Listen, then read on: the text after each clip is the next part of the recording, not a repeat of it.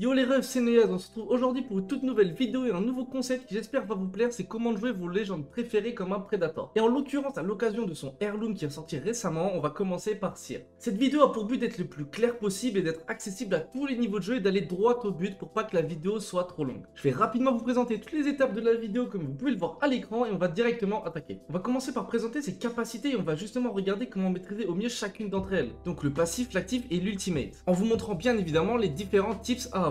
Le passif de tir s'appelle chercheur de cœur et vous permet essentiellement d'avoir un radar à la demande qui vous montre la direction générale des joueurs ennemis à proximité lors de la visée. Les ennemis à moins de 75 mètres apparaîtront comme des marques et vous pourrez entendre leur battement de cœur. Un passif très utile pour attendre que leur cible fasse le mauvais mouvement, car vous pourrez toujours prédire leur mouvement et savoir dans quelle direction la cible viendra. Voilà, c'était un petit descriptif du passif, je vais maintenant vous expliquer tous les petits tips à savoir pour exactement connaître le passif de tir. Quand vous visez avec une arme ou non, vous voyez une sorte de cercle bleu, ça veut dire qu'il n'y a aucun ennemi dans les 75 mètres aux alentours. Cependant, s'il y a des ennemis, vous pouvez les capter de plusieurs façons. Premièrement, vous pouvez regarder en haut à gauche si vous le souhaitez pour voir la portée exacte du passif. Si un ennemi est devant vous, le rond passe en orange et s'il est close de vous mais pas devant vous, vous aurez une indication précise avec des flèches.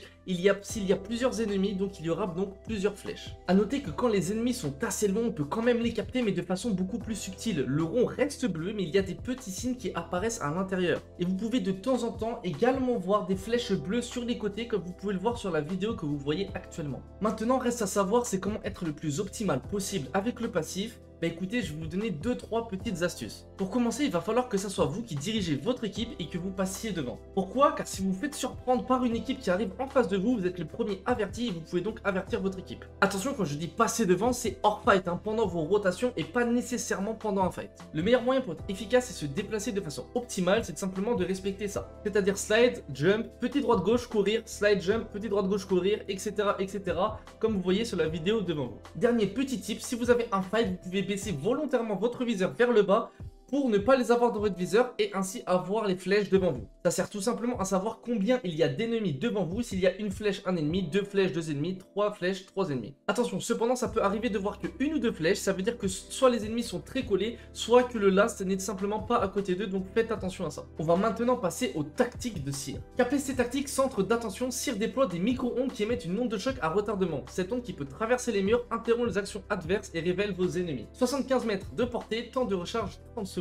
Alors cet actif est selon moi un des meilleurs actifs du jeu et vous allez voir qu'il y a plusieurs façons d'utiliser son actif pour être le plus optimal possible. Alors déjà je tiens à préciser qu'il n'y a pas de chose magique pour ne jamais rater son scan, ça peut arriver à tout le monde, voilà, à des bronzes comme à des prédators de rater son scan. Cependant il y a 2-3 petites stratégies qui permettent d'être le plus optimal. Si vous décidez de mettre votre scan pour engager un fight, il y a 2 stratégies possibles pour que votre scan touche quasiment à tous les coups. Le premier, c'est que un de vos teammates mette des entrées de match et que l'adversaire en mette également. Du coup, ça veut dire qu'il est immobile lorsqu'il est en train de shooter et c'est à ce moment-là que vous pouvez le scan. Deuxième scénario, si votre teammate ou vous-même mettez de gros dégâts et que l'adversaire back pour probablement se soigner, vous pouvez utiliser votre passif puis ensuite directement votre actif pour cancel son heal, le voir à travers et là vous voyez qu'il a plus beaucoup de vie, ça peut être totalement game changer. Deuxième astuce, et c'est en combinant avec votre ultimate. Après avoir placé votre ultimate, les ennemis ont tendance à plus trop bouger et s'accroupir.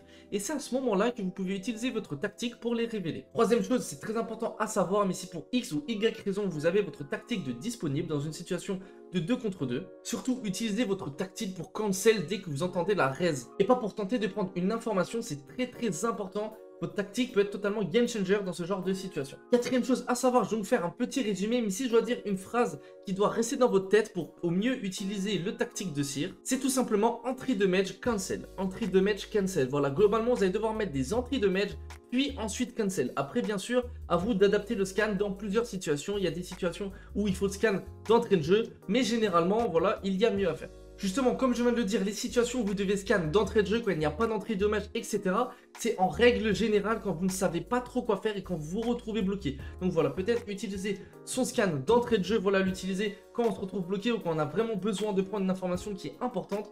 Mais sinon, ça vaut le coup de le garder, d'attendre des damages, etc.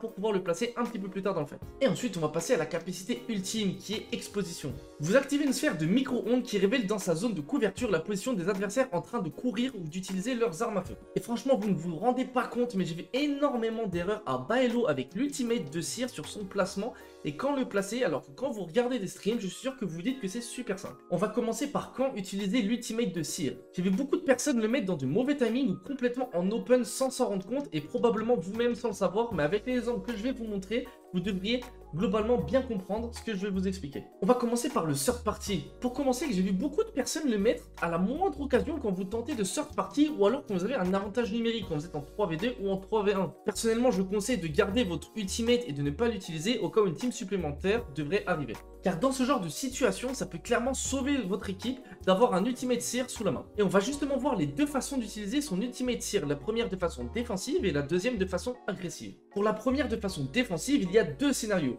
Le premier, si vous ne souhaitez ne pas fight pour X ou Y raison, ça peut être par exemple tout simplement que vous venez de fight et que vous n'avez pas vraiment eu le temps de reset, pas eu le temps de swap shield, etc.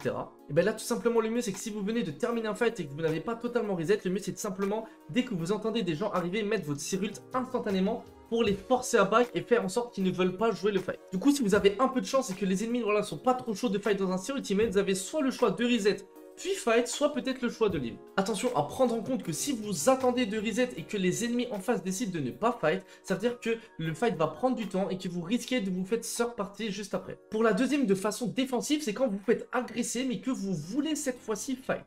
Alors là, il ne faut pas poser l'ultimate directement. Le but, c'est qu'il vienne close à vous, car si vous le posez directement, comme dans le cas précédent, il y a de fortes chances que la team décide de partir ou alors de temps pour le fight. Et le risque de third party augmente très probablement. Donc là, le mieux à faire, c'est de les laisser approcher close, bien évidemment pas trop près de vous pour que vous puissiez placer l'ultimate de façon safe. Une fois l'ultimate déployé, vous verrez donc toutes les positions et à vous de les empêcher de sortir et ensuite de gagner votre fight. Pour poser l'ultimate de façon agressive, là c'est différent et c'est là que j'ai vu le plus d'erreurs chez les Baello. L'erreur, comme vous voyez devant vos yeux, il ne faut pas avoir peur de le lancer. Beaucoup de gens attendent d'aller à une position pour le mettre à leurs pieds, mais vous perdez énormément de temps et vous prenez énormément de risques à faire ça. Attention, bien sûr, comme vous voyez, il faut le lancer, mais pas n'importe comment. Il faut le lancer près d'une surface ou de façon un petit peu cachée pour que les ennemis ne puissent pas le détruire directement. Et pour finir, dernier exemple d'un fight où j'ai décidé de mettre mon ultimate, mais pas directement, un petit peu après, je vais vous expliquer pourquoi. Tout simplement parce que si j'aurais mis mon ultimate Seer directement à la moindre interaction, les ennemis auraient pu reculer et mon ultimate Seer n'aurait servi à rien. J'ai donc un peu entendu qu'il s'enferme dans le bâtiment et poser mon ult d'une façon à ce qu'il ne puisse pas le détruire, et j'ai ainsi donné un gros avantage à mon équipe. A noter également que l'ultimate de Seer fait partie des meilleurs ultimates du jeu, c'est pour ça que je conseille de prendre un